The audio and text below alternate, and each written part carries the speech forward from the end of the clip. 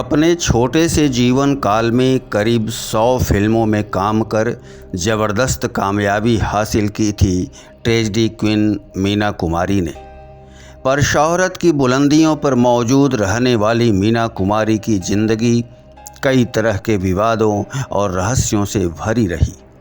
आज आप जानेंगे इस महान अदाकारा से जुड़े एक ऐसे राज के बारे में जो आपके सामने ही रहा, पर आपने उस खुले रहस्य पर कभी गौर नहीं किया। क्या आपने कभी सोचा कि आप मीना कुमारी की बाईं हथेली को फिल्म के पर्दे पर क्यों नहीं देख पाते?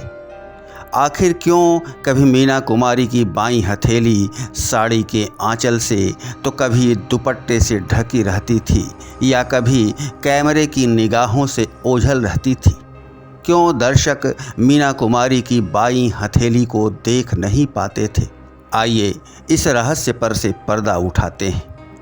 हुआ कुछ यूँ था कि 21 मई 1951 को मीना कुमारी कार पर सवार होकर महाबालेश्वर से मुंबई आ रही थीं कि रास्ते में ही उनकी कार का एक्सीडेंट हो गया। एक्सीडेंट भी साधारण नहीं था, पर ऊपर वाले की दया से मीना कुमारी की जान बच गई। मीना कुमारी पुणे के सेशन अस्पताल में कई दिनों तक भर्ती रहीं।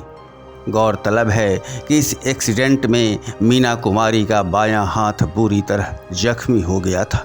महीनों तक चले इलाज से मीना कुमारी का जख्मी बायां हाथ ठीक तो हो गया, पर बाएं हाथ की छोटी अंगुली हमेशा की खातिर टेढ़ी हो गई।